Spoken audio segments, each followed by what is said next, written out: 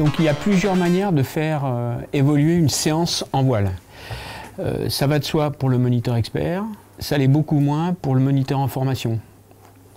Et ça, le tuteur doit en prendre conscience. C'est pour ça qu'il est intéressant de le mentionner ou de les utiliser dans le cadre d'une préparation de séance. On peut les classer de différentes manières. Jean-Michel Hervieux, par exemple, en propose 4. Donc, la première, c'est une évolution dans l'espace. La seconde, une évolution dans le temps. La troisième, une évolution en matière de trajectoire. La quatrième, une évolution en matière de circulation. J'en ajouterai une dernière, une évolution en termes de matériel. Je vous les présente par la suite dans un ordre complètement aléatoire.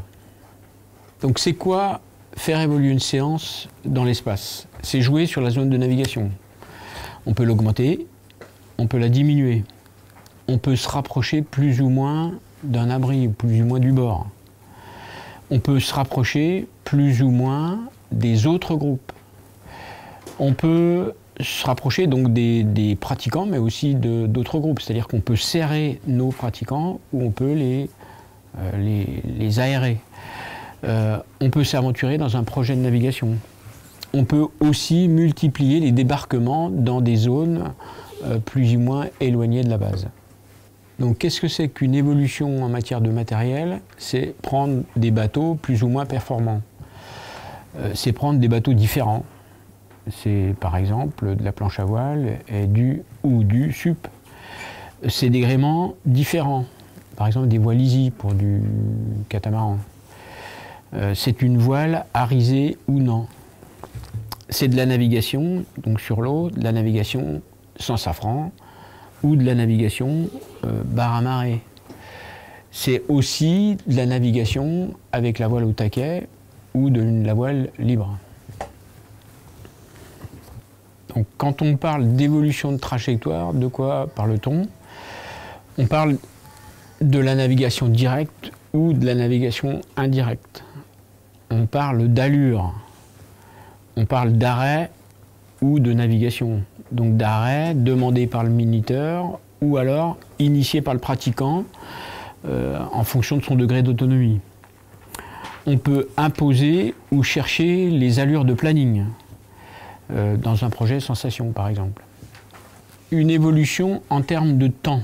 Alors c'est le temps d'exercice, ça peut être le temps de séance. On peut l'allonger, le réduire, le limiter, changer en fonction de l'exercice. On peut multiplier ou diminuer le temps de répétition. On peut le fractionner. On peut fractionner une séance. On peut les répéter plusieurs fois. On peut enchaîner des virements, des empannages. Ces empannages ou ces virements peuvent être déclenchés par le moniteur ou déclenché par le pratiquant en fonction, par exemple, de son degré d'autonomie. On peut se rapprocher aussi d'un format de régate, s'il est ancré dans un projet performance. On peut faire évoluer une séance en termes de circulation. On joue sur la mise en place.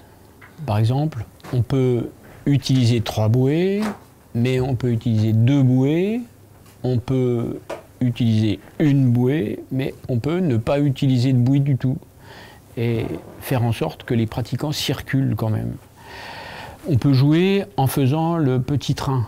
Le petit train, c'est soit en suivant un bateau à moteur, soit en suivant un pratiquant ou un père PAIR qui est un petit peu plus débrouillé, mais aussi, si le moniteur est en encadrement sur support, on peut faire suivre, on peut faire en sorte que le groupe suive le moniteur.